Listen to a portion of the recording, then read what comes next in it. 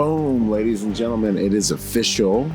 We are this year going to do the first executive protection symposium, right? So many of you know that I've been doing the Protector Symposium for quite a few years, and it's been awesome, man. Like, we've been able to really change people's lives, but this year we're going to aim at something a little bit different. I've been wanting to do this forever, and I'm going to use the skills I learned from the first event to do this. This is going to be an event aimed at executive protection professionals. This is going to be an event aimed at agents and management level, team leaders, and folks that are building their careers. I wanted to create an event that had extreme value to us. You know what I mean? So like, we're out in the industry, we go to events, and why do we go to these events? Because of networking, right? What if I could create an event that supercharged the networking impact on your career and those relationships? This event, the EP Symposium, is designed to do that. I will get you in front of hiring managers.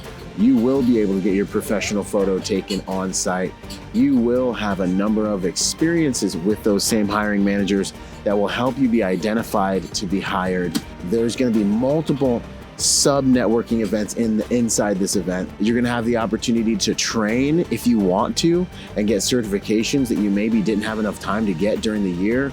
Plus up on some medical certs, take a pistol course, take a number of different courses that we can knock out in the course of a day, and just plus up your training jacket so you walk away with definite, validated, value to take out into the industry to make you even more hireable. And let these training directors see you, right? Have industry conversations that are led by the crowd, so you're not just sitting there watching PowerPoint presentations the whole time and wondering if you're getting value. This event is carefully crafted to get value to the agent on the ground and team leaders so that we can find each other, get work, and have the most valuable careers of our lives in the protection industry. There's never been anything like this. We're going to focus on hard skills and soft skills. And if you really want to, you'll also get a chance to compete in the Protector Games and find out where you stack up in the industry. But that's not for everyone. You don't have to participate in it.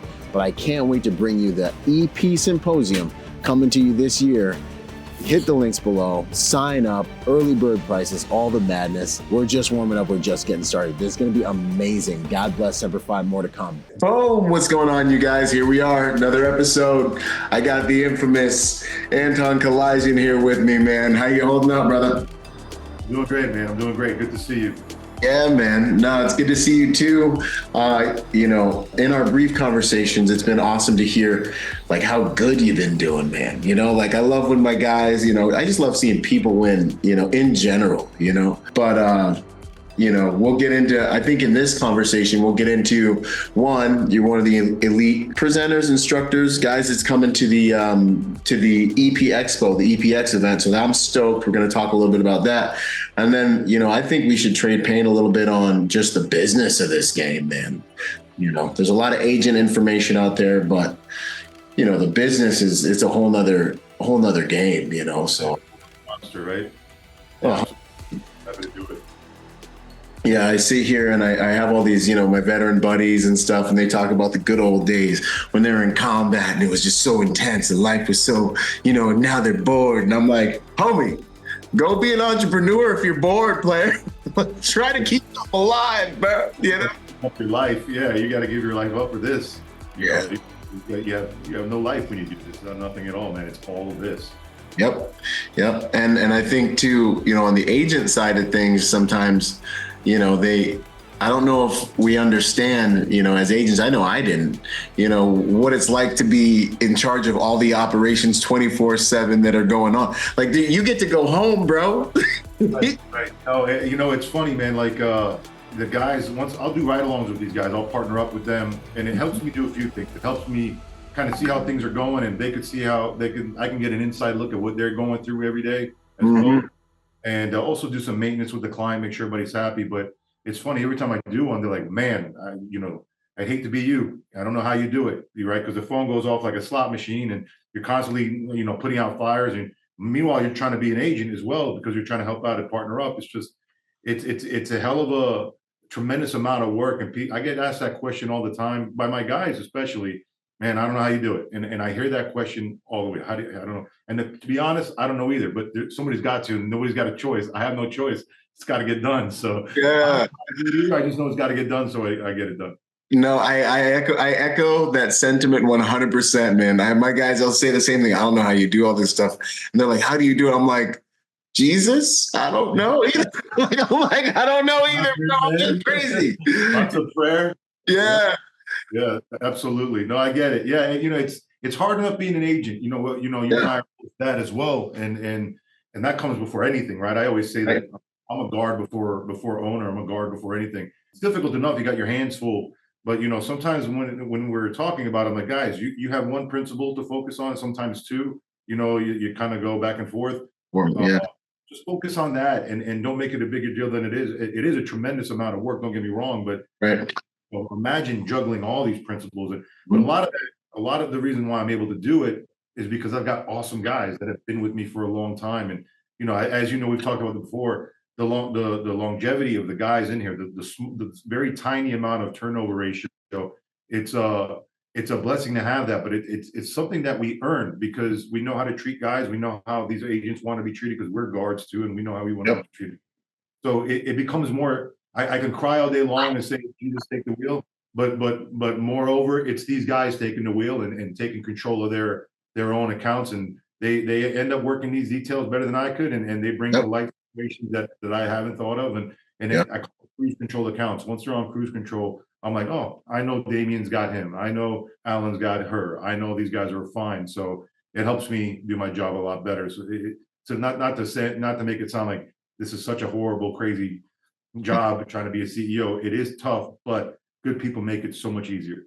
Good people make it so much easier, man. I 100% and I 100% echo that, man. It all comes down to the value of your manpower and the relationships. Being able to trust them means you get to sleep at night. Then being able to trust you and know that you're always looking out for your guys, man. It's one of the most valuable relationships. Like when I'm at the table trying to negotiate a new contract or get something for us, I'm thinking, I see the faces of my guys, like I'm like, let's take care of this client, this principal, and let's create another opportunity for us to show, like for us to feed more families, take our guys to the next level. Cause I don't know about you, but I feel in my heart of hearts, like I feel like they're counting on me. You know what I mean? Like they're doing their role on the front lines. They I are absolutely. create opportunity, Yeah, I related. I related like they're astronauts. They're out there in space. They're out there somewhere. They're not home. They're not at home. They're not eating out of their own fridge. They're not seeing their kids might grow an inch since they last saw them last time they were Yeah. home. They're not with their wives or significant others. They're astronauts. They're out there. The least we can do is be ground control. The least Yep. we can be is, ground control to Major Tom. Like, what do you need, Major Tom? I'm here for you. Yep. Anytime, like in my old relationship when I was with a young lady, we were together for a long time, and she used to get frustrated because I would always have to take the call, leave during and I used to tell her, listen, this is nothing compared to what these guys have to do. And I know it because I've done it for 23 years on the road, working 200, 300 days on the road, sometimes a year. So I know what they're going through. So the least we can do, Byron, is be ground control for these astronauts that are out there, in no man's land. One day they're in Paris, the next day they're in, Ho Chi Minh. Like, who knows where they're Yeah. going to be? At least we could be there for them on that end. No, 100%, man. I love it. Good stuff. And it's reflected in your longevity. It's reflected in your longevity. You've been in this thing for a couple of decades, man. You started in this game. Let's do a little kind of like, well, let's talk about the success you've had. But first, let's go into like a little bit of your background for people who have just clicked on here with us. Yeah. Okay. So, I'm not a former anything. A lot of our colleagues are former LEOs, former military, and that's always a big plus. But I'm not a former anything. Started doing security in 1996 at the age of 18. Down here in South Florida, nightclubs are a big deal. The nightlife, South Beach to Palm Beach. I used to run security for a bunch of different clubs, and I was kind of like the cleaner, the guy that would go in there and clean up shop and make it a much safer environment. And that started kind of like that Roadhouse movie. I've had jokes about that before, but it's true. They do that down here. So I did that from years 18 to about 23. And while I was doing that, I wasn't going to be a career bouncer. That I went to school to be a stockbroker. I've got my Series 7, my Series 63. I was working for the second oldest firm on the New York Stock Exchange at the time. They had an office here in Boca Raton. That's where I worked. So worked during the week as a broker, build my business as a broker. I got licensed at 20 years old, so I was very young. But at the same time, you need to supplement your income somehow. And that's what I did. I bounced on the weekend. So I had a good back and forth. Throughout time, our company got bought out by a chop shop. About 90% of the brokers left. So we went to, I was one of them who ended up leaving. I didn't like the way that clients were being treated. It was churn and burn. It doesn't matter what the client makes as long as we're making money. That's the mentality. So it was a bunch of people from Long Island came down and just brought that attitude down here, that chop shop attitude, and we bailed. So long story short, went to another firm, started building my book there. I got an opportunity to start bodyguarding for who at the time was the highest risk, highest profile client at the time, as we know, it was 50 Cent. I must have been 23 years old at the time. So then I was a 23 up in it. Yeah, I held myself differently. I was very young, and I was the youngest guy, the smallest guy, the most unseasoned guy. The white boy. I had to work my rookie year and be the guy that went to go get the food for the boys and had to do all that other stuff. Play your position, man. Play your position. And I remember Byron like telling the main guy there, who's still a good friend of mine today. I was like, "You listen, I run shit back in Miami. When I'm in these clubs, I'm the boss. I'll do this chicken runs for you now for lunch or whatever. But this is going to go to an end pretty soon, right?" Like, and so he didn't like that too. Yeah, so young bull, old bull, kind of went out. But then the cream rose to the top, and then I got an opportunity to become the head guy. And then I ran that detail for a few years. And then in 2005, I said, okay, I'm going to start Guardian. And that's what I did. Now the rest is history. Now this is our 19th year in business, and we're doing well. But it's been a long grind from the bottom up. It's one of those stories like not grandfathered in, not handed anything. No one taught me how to do this. No courses, by the way, no certs, by the way. Barely for all that.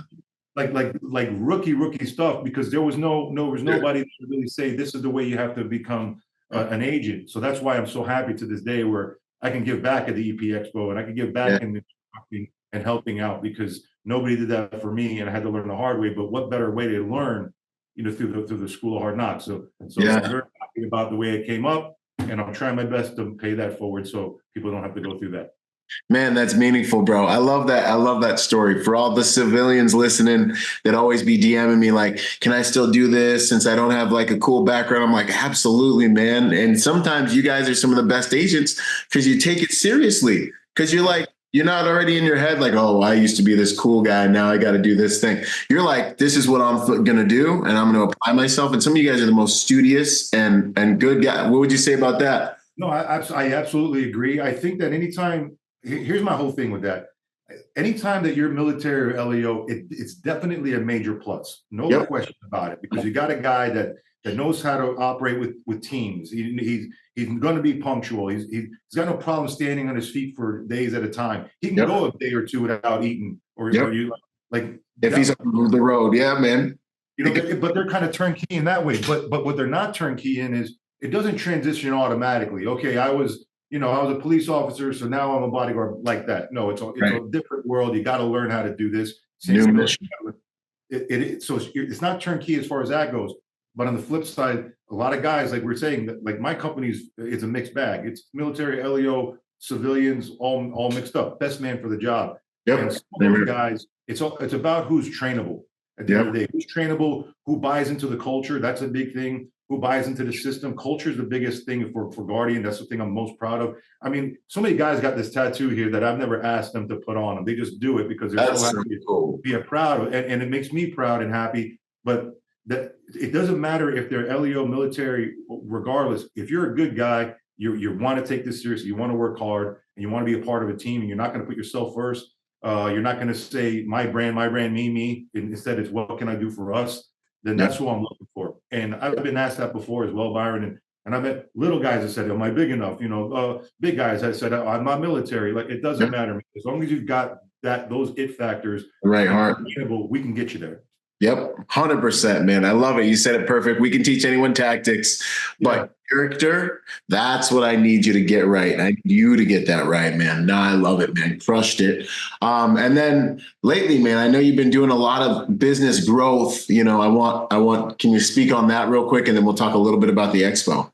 Yeah, absolutely. So 2020, we've always grown every year, maybe 10%, 15% modest growth from 2005. Some years were higher, some years were lower.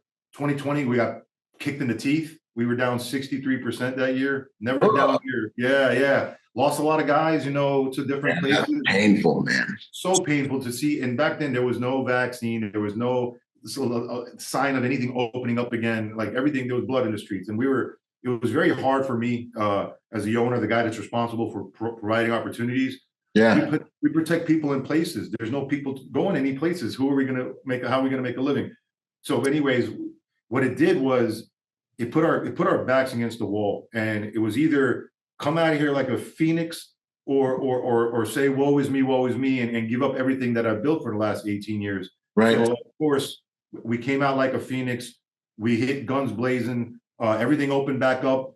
Music tours started touring again. Sporting events started happening again. Executives started going to meetings again. Families started going on vacations again. So we were able to drink out of that fire hose and absorb it because we have roots in the ground for all these years. And nice. what that happened for us, we got awarded. South Florida Business Journal is a business journal down here, and they awarded us one of the fastest 50 growing companies in South Florida. There's 1.8 million companies in Florida. We were the 12th fastest growing. So the reason why is, like I said, because we went from a negative 63 to a positive 228% growth because of that, because everything opened at once. So that's been awesome. I'm off the road now. I don't tour anymore. I decided to do that in December of 2019. Somebody made it out, guys. Another big artist there that wants more money that pays not enough. So it can be done, guys. It can be done.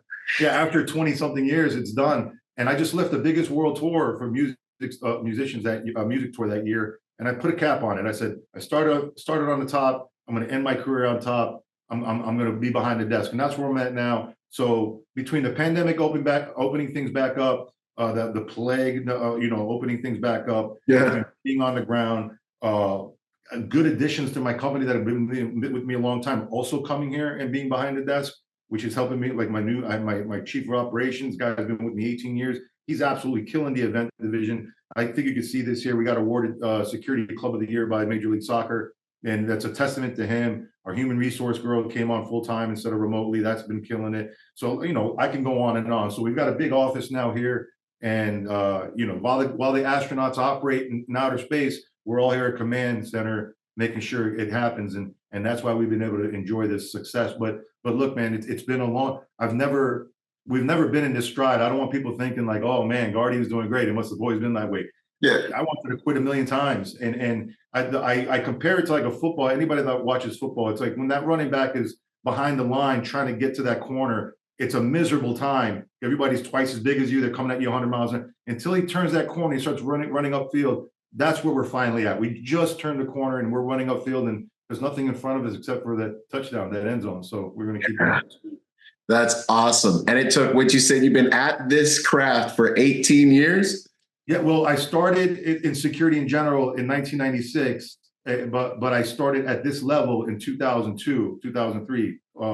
So that's when I started the world touring, the international. So yeah, so that's 20 years of touring, and this is our 19th year of owning Guardian, 20 something years of touring. And our 19th year of owning Guardian, yeah. So I'm just clocking in, I just clocking in. Bravo started in 2017, so got a lot to learn. I'm trying to curve the edge. Listen, man, you're doing great where you're at. You're doing great. Yeah. Oh, thank you, man. That's so cool. A very inspirational story, man. Good to see people in our industry killing it. It's one of the reasons that I when we do our little things, I love just talking with you because I get wisdom and stuff. And it's one of the things that I really, valued about you that caused me to want to bring you in for the EPX event was like, man, let's talk to somebody who's been in this game, who's done business, who's actually turned that corner and can see that end zone, man. And I'm super stoked for this upcoming EP Expo, man. What would you say? And that's why I picked you, because I remember being like, there's a lot of agent information out there. But I think there should be a lot more business information out there as well. You also bring, all the agent information as well to this game. But like, man, I see a lot of guys just jump in, I see a lot of guys just like, well, I've been doing EP for a while. I'm gonna start a business. And I'm like, that's a different skill set, homie. You're a grappler and you're about to go stand up with some Muay Thai guys. Like it's just, you can fight, but like, you know what I mean? I think that people get so, these days, like I mentioned, people are about their brand and I want to be the CEO. Those are just letters, man. You know, like who gives a shit? Like, okay, I'm the boss. I like the word boss. I like when people call. I don't care about it. Like when people get so caught up in that, and I'm an entrepreneur, and I like to, bro. It is such a tremendous workload. Yeah, I didn't choose to start Guardian. And that's another thing I'm going to talk about at your expo. Let's go. My guys told me to start it up. We were catching bullets for pennies, and my guys were like, "Yo, Ant, we follow you. This guy is not doing the right thing by us. We need a quarterback. We need you to lead us. Can you start something?" And that's when I did it. If I had it my way, listen, I would have been a worker bee, clock in, clock out. I'd probably be married by now with kids. I probably have grandkids by now. I probably have a better life. I wouldn't fluctuate in weight 100 pounds every year. Yeah. You know, I wouldn't have all the stress though. It's like I never chose this. It chose me. So I think my message that I want to bring up not only in this podcast but at the expo is I want these guys to really get a good understanding of what to expect. And you know me, man, I'm not gonna. The gloves are off. I'm always gonna keep it very straight open. Yep. Whether people hate me or they love me, they're gonna always get the real. Give these guys the real, what they can expect, the good, the bad, and the ugly. But I'm going to focus on the bad and the ugly because I think too many people are already looking at the good. You got to pay attention to the bad, and trust me, there's plenty of it on this. Yeah, man. Yeah, and it's shape shifted on you, man. Like it's just like whack-a-mole sometimes, man. You know. But anyways, man. So EP Expo, August 24th, 25th. You guys, we're gonna go live. I made it quick, down, dirty. It's a Saturday, Sunday. Get in, get out. Day one is gonna be hard skills. Is gonna be come do the protector games where some of us will compete. Those of us who have the balls to compete will compete. But it's just like for fun, man. Like let's get in there. Let's mess around. You threw it out there. You challenge them a little bit. A little jab, back up a little jab. You know, but I did another competition thing, bro. Like no one showed up. They were all just like, everybody's so cool all the time. You know, so I'm like, I want to mess with them a little bit. So you can come out, compete, get your bragging rights, and just have fun with the boys at the protector games, you know. But there's gonna be like a little pool of guys at the top taking it super serious, fighting each other for that gold, you know.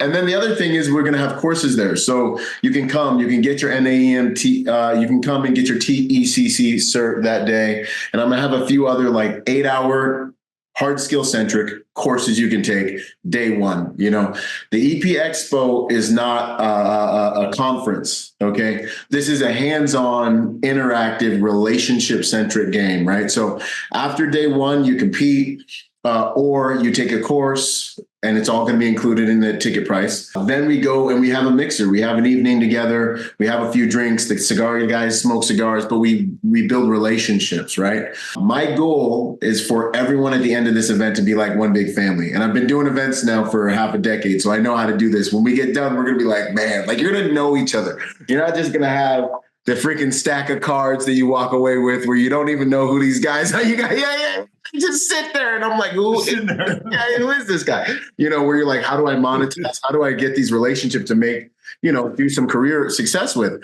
No, it's going to be like, no, I remember that guy. He was solid. I want to work with that guy. Right. So every evening is fellowship. And then we go into day two. That's going to be our soft skills day. That's when we're going to have our speakers. We got Anton Kalaydjian here.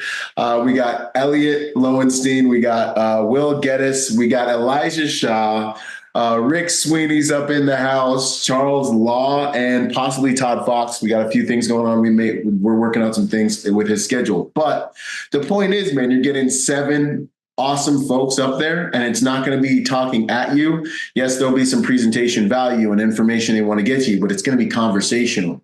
You're going to be able to take the mic. You're going to be able to present a question. We'll be up there. It's going to be a lot like a live in person, almost like a live podcast where you're involved and you guys are answering the questions, asking questions, because we want to serve you guys with that time. So after that, then we go to, actually, I should say this too. So while you're in that room, that big room, you're going to have resume row.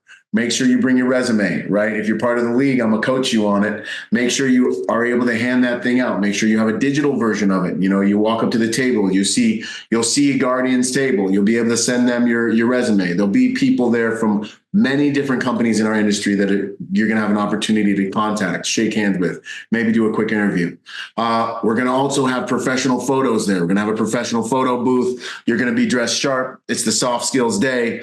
Get a new pro photo. Your pro photo has a lot to say about who calls you and who don't call you. I hate to say it, but it does, right? So get a good pro photo, man. There's money in that.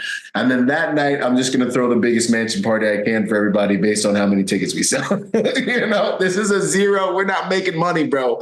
We're having an experience on this one. So that's the EP Expo, August 24th, 25th. I can't wait for you guys to come, man. It's going to be amazing.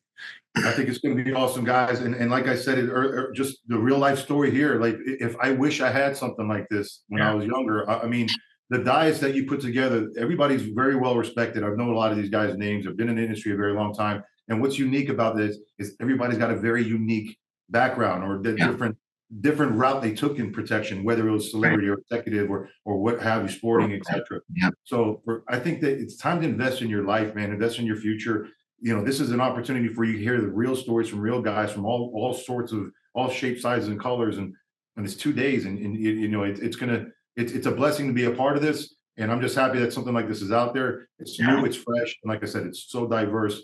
I'm really excited to be a part of it. I encourage anybody out there to head over for those 2 days and get as much as you can out of it. Because, like I said, no one taught me to have this here for you guys. I would jump on it. It's a great opportunity. No, same here, man. Nobody. I mean, I had a few mentors that kept me alive on details because, I started when I was 21, so I was crazy. I'm still a little crazy, but I was crazier, Yeah, man. And I think that a lot of value too, guys, don't think about is your peers, your peer group, other agents in the game. So much of your work is going to come from dudes that you sit next to in that crowd that are like, yo, man, I had a good time at the event with this guy. They're going to be the ones that pull you on. When guys like me and Anton are like, hey, we need like 3 extra guys. We go to our guys and we're like, do you know anybody else who you would vouch for coming into the inner circle here? Straight up. We did that several times already. I mean, that's how, networking with the right people, the good guys, networking with guys that are going to, and it's not always what you can get out of them. It's kind of vice versa. What they offer yourselves. How can I be of service? What can I do for you? That's what it's all about, man. And that's how that creates income. That creates work. Yep, that creates opportunity, man. So EP Expo is going to be off the hook. I look forward to hanging with you guys, man. So, Anton, back to the real story of Anton Kalaydjian, right? So, are you able to talk about the gunshot thing? I mean, it's like everybody talks about it. It's played out, I think, man. It's like they want to make it sound like it's one of those bionic. I do want to say that one of our guys did come out and he did have a firearm. He did help me out at the time, and he shot back. And his name was Michael Hayes. And the reason I'm mentioning his name, and he just passed away 3 weeks ago. An amazing guy, had my back, the closest, like we were the same age and everything. And I get a little choppy, but anyway, shout out to Michael Hayes. That's another thing I want to talk about in this expo. Like, how you got to take care of yourselves and not only mentally, but physically and health wise as well, because it's a lot of pressure, a lot of stress on us as protectors. 100%. It's important that people hear about. Yeah, no, it is important for the people to hear about it. Much love and respect to Michael Hayes. He was a legend in the game, and it's just, I get chills, goosebumps just thinking about it. The dudes that actually come and throw down and back you up. Man, there's a lot of guys, pretenders, a lot of cool dudes with muscles and all this stuff. But for him to be actually there and actually back you up, man, that's a brother. That's real. Nothing like it, man. Nothing like it, man. So that's awesome. And then, to that point, Anton Kalaydjian took a bullet to protect these guys. I hate it because, man, Byron, there's been so much more crazy shit that's happened. You guys are talking about that. Those that was like in the beginning. Let's talk about what we did in Lagos, Nigeria. Let's talk about what we did in Rio. Let's talk we did some crazy stuff back in the day. So there's a tremendous there is a lot of stuff I can't talk about, obviously, but man, I don't even tell people what I do for a living when I meet them. Obviously, if I'm not in my work clothes, I get hey, what do you do? I say I do construction, because the minute I say I'm a bodyguard, they want to know who for. Well, yeah. That's the craziest thing that's ever happened. And if I say anything, it's going to be like, bullshit. That didn't happen. I'm like, no, it's exactly what happened. So, yeah.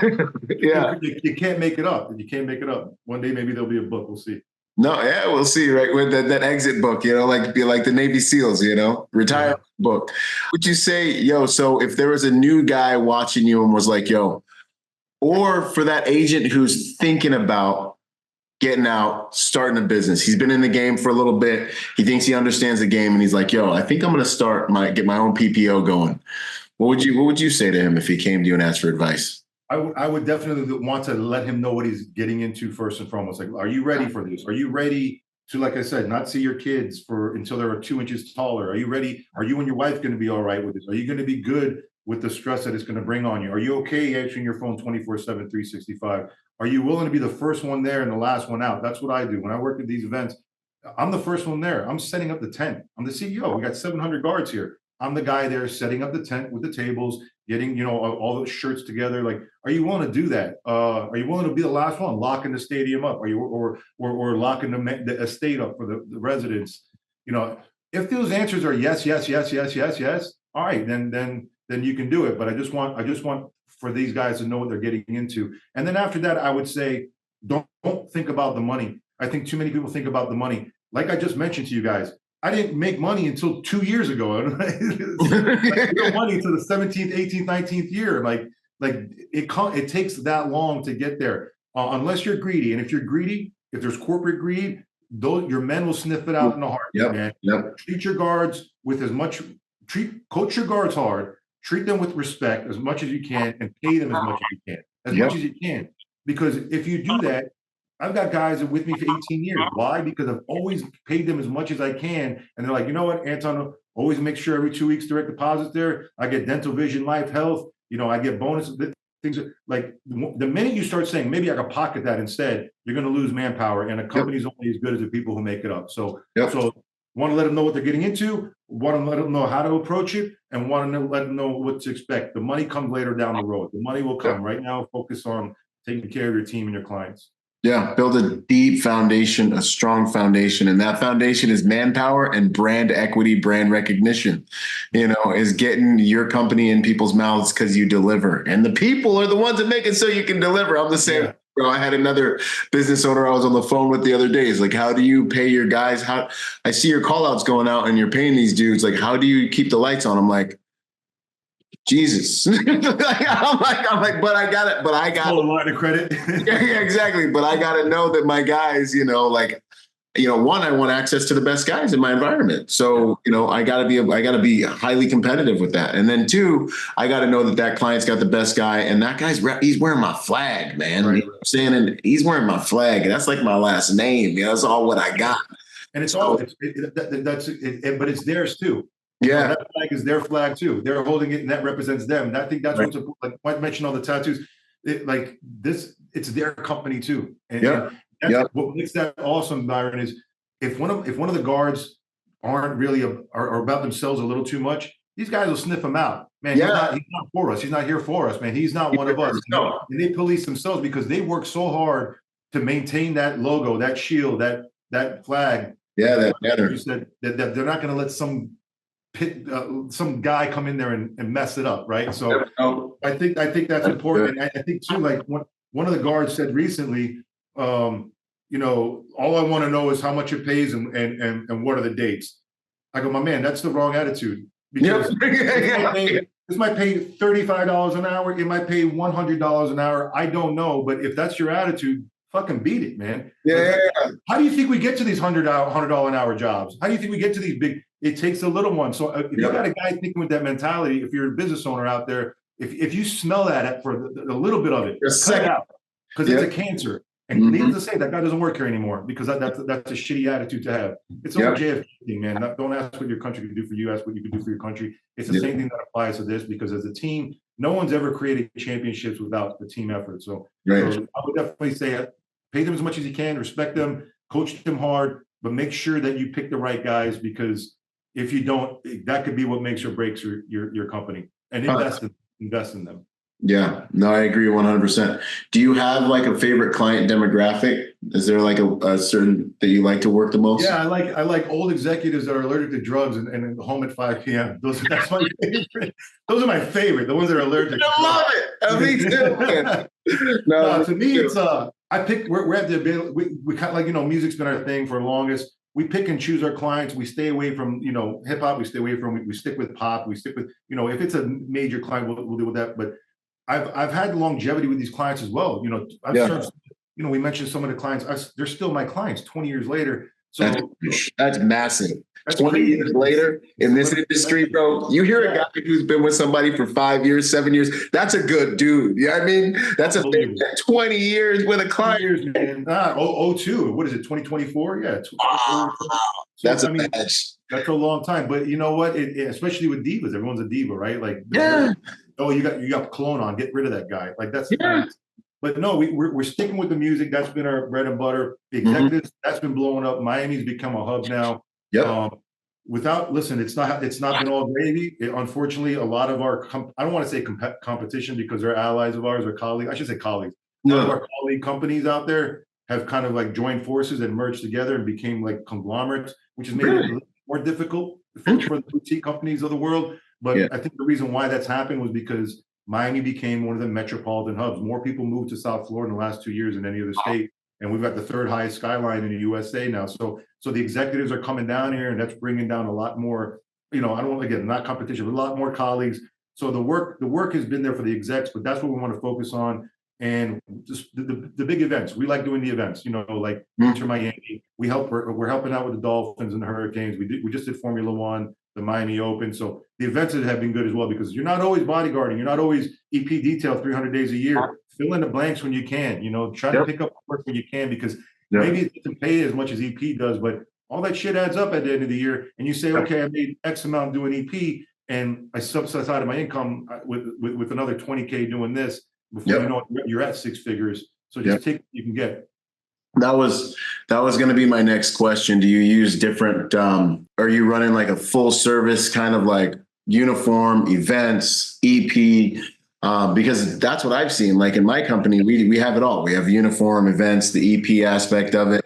If it's private security, we want to be able to meet that need. I know like the brand is Executive Protection Lifestyle. I almost renamed it a little while ago to like Private Security Lifestyle because the reality is to be completely honest with you, I would rather protect places a lot of the times than people, to be completely honest. My favorite details I was protecting Botox on a private jet with a scientist all around the United States. We would just go hop on the private jet. Okay. He would do a scientist thing. I would sit there on my computer till we land, get out, make sure no one steals the Botox, get back in. That was crazy, man. Like I love stuff like that. So do you find that working different, like as a company, do those different quadrants of security service kind of help stabilize things, or do you guys even offer them? It does. It makes you a one-stop shop. Yeah. Like I said, I'm very honest. Our uniform division, I hate it. It sucks. Deal with HOAs, you deal with condos, you deal hourly, it's low paying. It's a miserable life. I hate that division, but I don't deal with it. Steve on the other side of the wall deals with it. Yeah. Our event division, that's blown up tremendously. And that's a big testament to, like I said, I mentioned Alan, how he came in there and took that to a different level. I created something called the HIT, the high intensity team, which is your hybrid between EP and event. And those guys, the high speed guys most of them are EP guys that also help me out with events. They get paid a lot. They get paid better than the event guys do, but they bring a lot more to the table. Right. And what that does is they mitigate so much BS and so much injury, lawsuit. You see these crowds of people passing out. You'll see my guys, it's on my Instagram, my guardian's Instagram. You'll see my guys like grabbing them from the crowd, bringing them to the EMTs. Stuff that normal event guards aren't going to do. Normal event guards, they might be recording the artists on the stage. The HIT team, those guys they've been really killing it as well. So we've been traveling the nation with the HIT, the event. Yeah. I don't want to do events anywhere outside of South Florida because that's the majority of our people. I'll do some boutique stuff in LA with our new office there, but very small. And then the EP, CP stuff for us, that's been the big revenue winner for us throughout the years. And that's what we're always going to continue to do. Right. No, that's really good information. That's really good stuff, man. I like that. And for the record as well, with our uniform division, we're not a fit for everybody because it's essentially the EP guys or a lot of my junior EP guys in uniform, so I'll pay them like the same thing kind of you're doing with the hit. That's what I do with my uniform guys because I will in no way, shape or form be involved in, the things that happen if you get down below some of those prices, those numbers when it comes to compensation and different contracts. I just, my brand. So, what would you say about qualifying clients, man? So, I've had so many conversations and it's really kind of, and I was talking to Rick about this the other night and he's like, get that statement of work and find out who's paying the bills. Because what I have seen happen and what's happened to me in a number of situations, and now I kind of have a wrap to like get around it, is you'll have this meeting with the client. They'll be like, hey, I want like 5 tanks, 20 guys. This just happened to me. I had someone call me. They wanted 50 VIPs covered in Switzerland. And I'm like, okay, but I didn't think for one split second that they hadn't considered the cost. You know what I mean? Like if you're asking me for something up here, you got to be at least considering it. And then of course I put the whole proposal together. I'm crushing the phones. I got guys in Switzerland calling guys in Switzerland. I got all kinds of stuff going. And then I get to the 10-yard line. I'm like, boom, here you go. And they're like, oh, I end up putting one guy in Switzerland, man. I'm just trying to be all right. Yeah, bro. So is there anything you do that you wouldn't mind sharing? If you don't want to share, it's fine. But I'm happy to share it down with a client. Well, first of all, very first and foremost, I'm the security professional. I'll tell you what you need. You don't tell me you need 50. I need 20 this, 50 that. Like we'll tell you what you need. And what I tell my clients too is I had this conversation with a producer, and he's like, I want 2 guys on me every day, 20, I go, you don't need to. You're in the lab every day. We'll solidify the physical security of your the state studio. And then, we'll do all that. You can do 1. No, I want 2. I go, hey, I'm not gonna mention his name. I go, hey, don't you think as a business owner, I want to make twice as much money off you by giving you 2 guys? But I'm letting you know you don't need it. Don't get down. You'll be safe with 1. 1 guy is good enough. So then finally he listened, and but he was hammering me for 2. Yeah.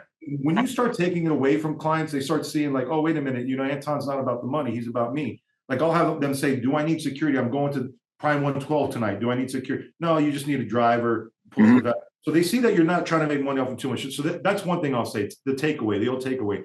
The other thing I'll say that I do to this day is when I was a stockbroker, we used to qualify clients. And what we would do is we would try to cover it up. We just get a business card and write notes here. And then what we would do is those are EP clients. I use the same mentality here. So when you're on the phone speaking to now you don't know if he's a whale or a piker. You don't know if he's worth hundreds of millions. You're trying to tell him to buy $100,000 worth of Microsoft, or you don't know if this guy, that has $5,000 in the stock market. So you have to qualify. So you ask stuff like, ballpark, well, what do you think you're making a year? Ballpark, what do you have in the market? Ballpark, well, if you had to sell everything, what do you think your net worth is? These are real questions I ask as a broker to qualify these people, to know if I have to go after them to try, okay, this guy's a whale, he's going to be a client, I got to pitch him. Or do I save him time and myself time?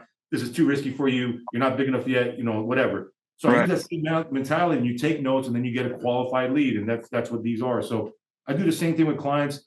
I try to find out what their needs are. I try to tell them without upselling them what I believe their needs are. And then I try to work within their budgets. We don't have a profit margin. Everybody talks about a profit, like what's your percentage markup?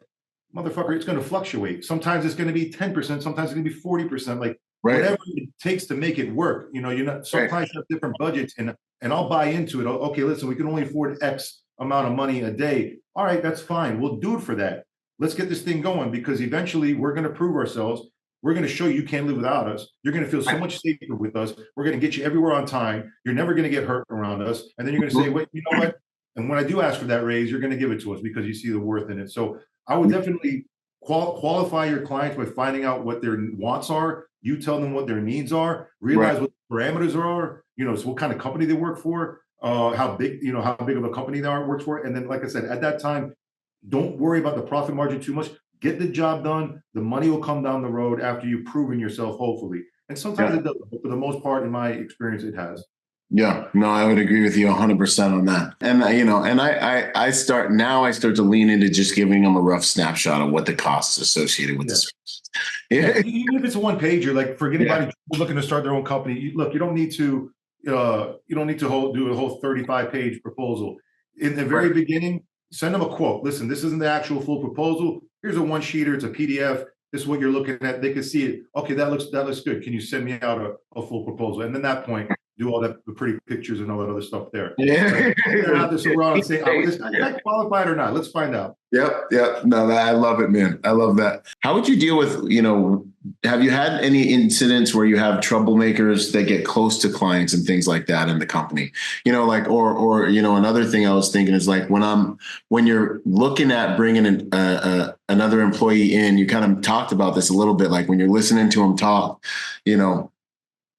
how do you deal with, we'll go with the first one. How do you deal with guys that get dug in really deep, but then they turn out to be troublemakers? They're cancer, man. They're absolute cancer. And look, as we know, like I mentioned, I've employed thousands of people throughout my years. We're over 700 now, but throughout the 18 years, thousands of people, 5 of them, and they all happen to be friends. Mm-hmm. Oh, of course. Yeah. They all happen to be connected in one way or another. They all started with one. I'm good as long as a client likes me, or this is about me, or I don't really got to answer to Anton anymore. I don't have to answer to, like, I'm on my own stuff, and they all happen to be connected. None of them work for me anymore. And ever since we got rid of those guys, we parted ways. I shouldn't say get rid of. We parted ways with those guys. We have been running clean and pure, and it's like a nice feeling, man. It's a nice feeling because Byron, it was killing me for so long, and my guys were like, "Yo, man, stop getting so upset about the 5 guys that have." Can I curse? The 5 guys that screwed you. Yeah. 5 guys that are fucking you. Don't worry about those guys. Worry about the 1,000 guys that are like, let's rock. You have to get rid of that cancer, because not only will it make your life better and your life easier and your company cleaner, your people are looking to you to clean that cancer out of the body that they're working so hard on. They're working on that body of that company just as hard as you are. So you owe it to them. And because then if you don't cut it out, it does spread. It goes from 1 guy to 2 to 5 to maybe more. Needless to say, most of those guys aren't even in the industry anymore, and the guys, and again, I don't want to get too much on it, but all I could say is, if you guys smell the inkling of that, where a guard is saying, as long as a client likes me, I'm good. I don't have to answer to Byron or Anton or whoever's out there listening. And when I say answer to, I mean report to. Then you got to get rid of that guy, man, because that's it, man. Just if you see that, you have to get rid of them. They're a cancer, and they will hurt your company and your team and your clients. And then you know what? Your clients end up respecting you more for it. They're like, well, yeah, this guy was getting too big for his britches, and I didn't like that he was involved in every single thing I did, and he thought that we were friends, and we're not friends. I respect more as a boss by pulling him away from me, and you do have my best interest in mind. Yeah, that's how I've dealt with it in the past, through trial and error. I'm not going to say I knew it right off the bat. Through trial and error, and then when they ended up doing it the right way, best thing I ever did. Company's been running super clean since. Yeah, no, there's something special about when the company's running clean and guys are just able to work, and they're like, it's a environment, and you don't have those guys that are like, we call them Mondays, man. They're just Mondays. When they walk in, everyone's just like, everybody hates Mondays. Is that why? Exactly, because everybody hates Mondays, man. And you're just like, oh, this guy, man. How long am I? And I've dealt with a few as well, and I'm kind of like, in the beginning, like, I would try to build guys up, like, come on, man, you can't do this, and you got to be better than this, and da da da da da. But that's the guy that ends up going after you for something, like anytime I've ever had an issue or like a legal thing or someone's trying to, it's always the guy I try to give a chance. All my legal issue, every deposition was for those guys. Yeah, man. It's always the guy. What's crazy is you go so hard for these guys because you go so hard for all your guys. Yeah. You go above and beyond, like providing legal counsel, providing money to help them out, providing loans, 0 interest, pay me whenever you could pay me. Taking their families to dinner to support them, sitting down with their family and telling them what they're looking for, what they could expect.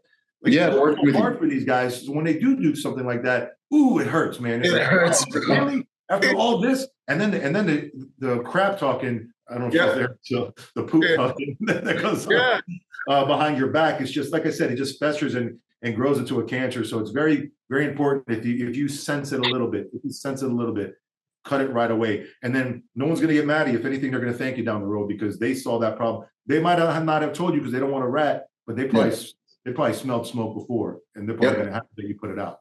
No, that's good stuff, man. That's wisdom. That's wisdom. As we wind down, one other question, man. What do you think would have contributed so much to the culture, that you have at your company? How do you build that culture as an employer, man? You know what, man? It's difficult, but I think that it's something that you've got to kind of be born with. It's got to come from here first. Exactly. I see so many, and this is a problem that I've seen in EP, especially, like so many people are treating it just like a business. Like whatever happened to the passion of like, man, I'm so proud. Yep.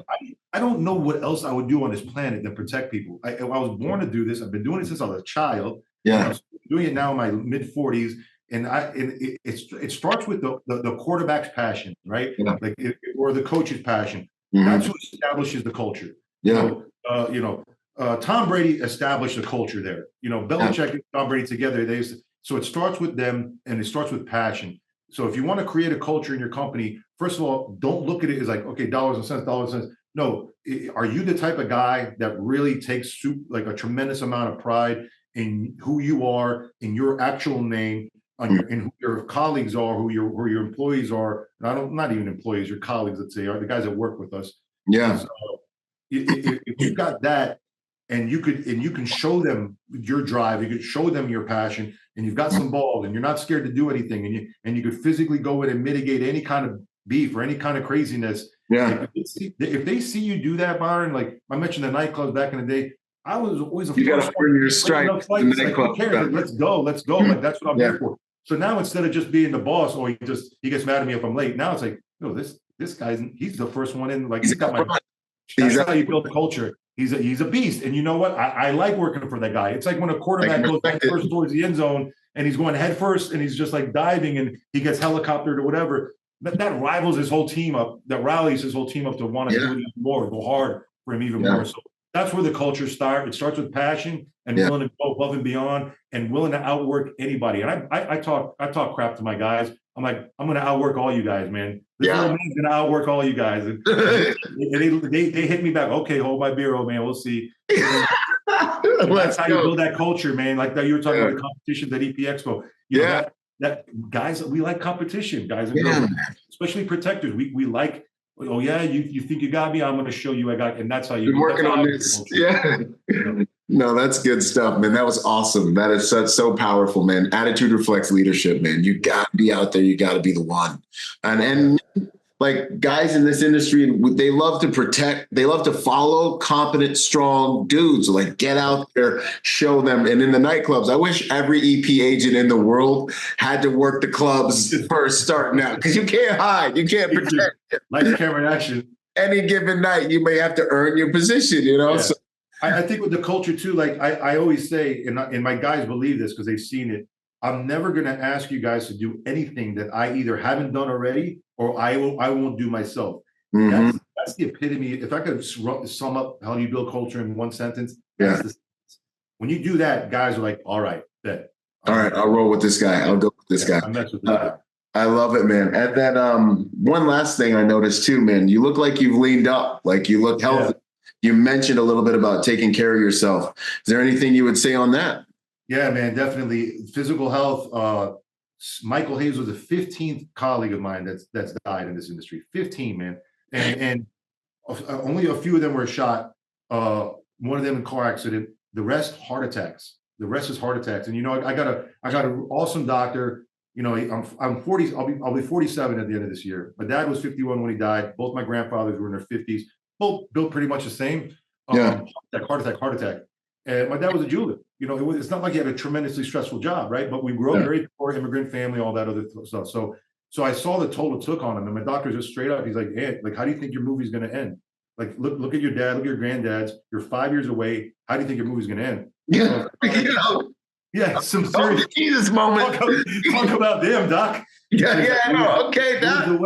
Lose the weight. So I started running, man. I've been running 5 miles a day Yeah. 5 days a week out in this Miami sun, South Florida sun. And, bro. I dropped 30 pounds this year so far. My high was 318. I'm down to 229 right now. So it's about, and guess what? The doc's like, "Yeah, you still taking those heart pills?" I go, "No, sir." He's like, I go, "Yes, sir, I am every day." He goes, "Well, throw them away. You don't need them."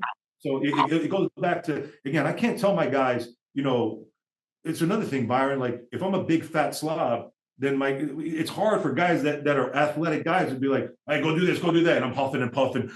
So you gotta kind of lead by example on that side as well. Not only because I want you guys to live forever, but also because I'm not some fat slob saying go do this as I mow you on down. I'm running too. So Yeah. so that's why I lost the weight. It's been difficult. I've been doing everything I can to keep it off. The older you get, as you know, the harder it gets. But I'm in the zone right now, man. I'm down to 230, and I think that's where I'm going to try to live at.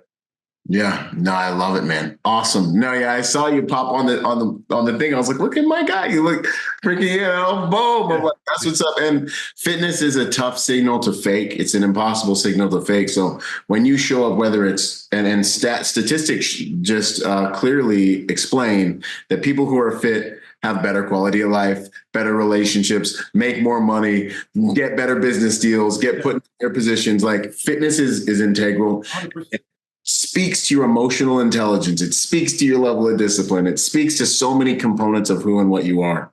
100% right. And clients see that. And also, you're a reflection of your client. We're the bodyguards, right? So we guard the body. We're close to them. So we're a reflection of them.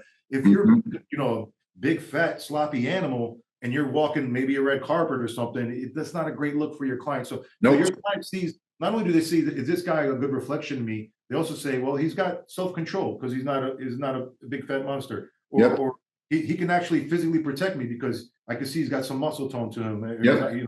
Like, they look at that, because at the end of the day, I don't care about politically correct stuff, man. Like, we live in such a PC world. Can you pick up your client and put him over your shoulder like a bag of potatoes and run down 3 city blocks? Can you do that, or can't you? If you're too fat to do that, or you're too weak to do that, maybe you shouldn't be a bodyguard. Maybe you should just do something else. I don't care about PC. It is what it is. We're protectors. We need to be able to physically protect. Otherwise, we're stealing checks from our clients. Thank you, man. Come on, let's go. Take him to church, bro. Where's this EP Expo? I'm ready, man. Let's go, man. That's awesome stuff. Oh, that was good. That was awesome. I'm right there with you. Otherwise, we're just butlers, man.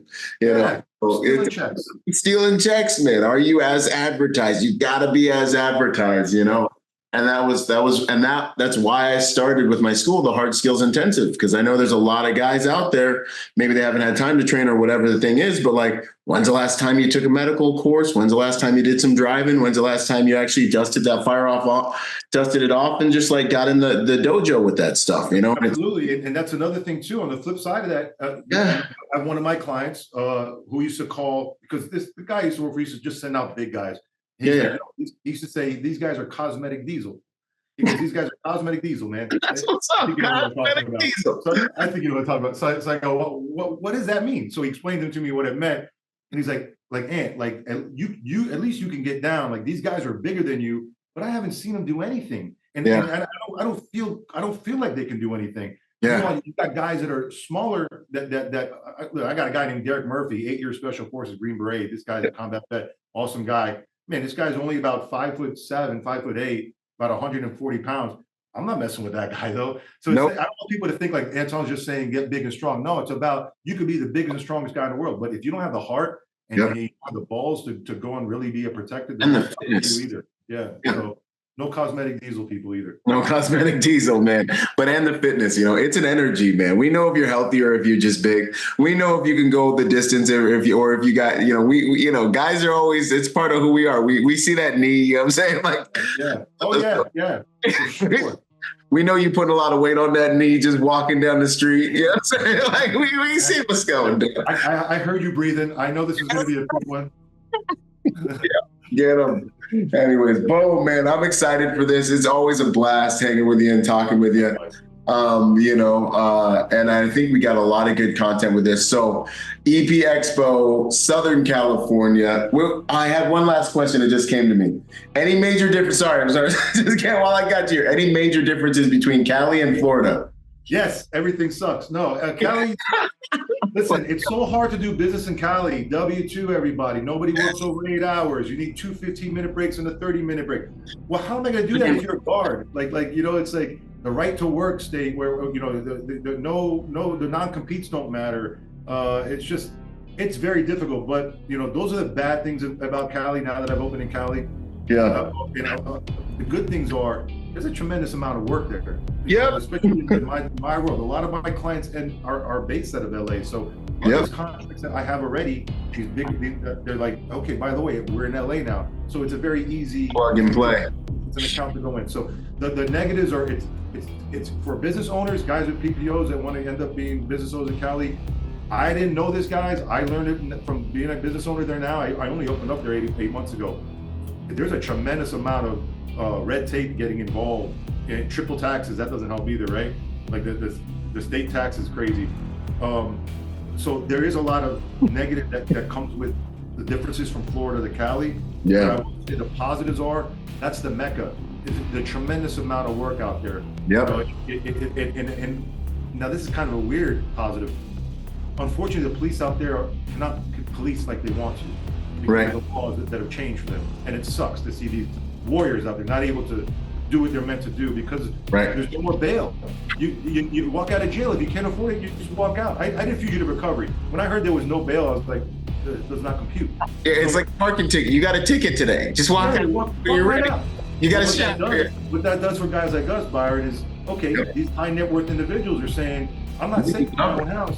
I'm going to pay for my own I'm going to go to private sector. So the work out there is there, guys. The work out there is there. Yeah. Just mitigating all the red tape. If you can maneuver that, it'll be fine. But that's the pros and the cons that I see. And Florida, I'm a Florida boy. I'm always going to speak highly of this town. Let's go, man. Yeah, no, I remember living in Florida. I want to get back, man. It's like I can be a California and an American when I get my Florida residence. It's going to be awesome. That's what I'm doing now. I'm spending about 1/3 in LA, 2/3 in here, and just been thinking back and forth. Yeah, no, I dig it, man. Well, I can't wait. It's gonna be awesome. Great word, man. Lots of wisdom. Great interview. It's gonna be awesome at the EP Expo when we get after it, man. Always good to see you. And you guys, August 24th, 25th, San Diego. Let's go. Anton Kalaydjian, 6 other amazing, awesome humans. Let's create some relationships that'll help us all with career success. Boom. Quick shout out to our sponsor, Staccato, my first pistol sponsor. I've been sponsored by a lot of companies, right, over the years, but when it comes to pistol, that's my bread and butter. Pistol is something I believe in. I'm a competitive shooter. We're shooting anywhere from 800 rounds a month type of thing, right? So Staccato, being what I believe, is one of, if not the most complete handguns you can put in your hand. It's got every component that a handgun could have, should have. They're actually extremely dependable now that they've made some changes, and these things are straight up tack drivers. If you're looking for a pistol that will do as much of the work for you as a piece of hardware can, obviously you have to have the marksmanship and all the different things, but different guns perform at different levels. And I want to say that Staccato is one of, by far, for sure, take it from a competitive shooter, we're shooting the highest volumes of rounds constantly right now. Not used to have a background guy, but like right now, when you go shoot, you're gonna see certain brands. Staccato is one of, if not the highest performing firearm that is both CCW, duty ready, and also competitive ready. So I want to give them a shout out. If you guys are looking for a good handgun to build your skills on top of, go check out Staccato. Much love and respect. Boom. When it comes to the technology you use to protect your home, there's nothing better than Deep Sentinel. AI-driven, human-monitored technology that will keep you and your family safe for the same price you're paying for whatever Ring doorbell system you have. Check out Deep Sentinel.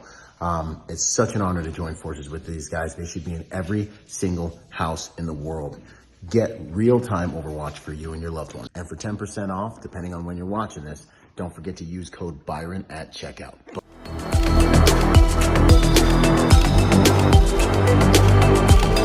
Boom. And to support this podcast, go to executiveprotectionlifestyle.com and contribute to our Patreon account.